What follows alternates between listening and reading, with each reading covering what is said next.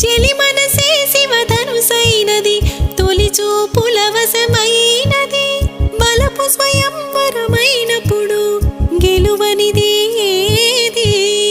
ఒక బాణం ఒక భార్యన్నది శ్రీరాముని చిరయసమైనది శ్రీవారు ఆవరమిస్తే సిరులన్నీ నావే తొలి చుక్కవు నీవే చుక్కాడివి నీవే తుదిదాకా నీవే మరు జన్మకు నీవే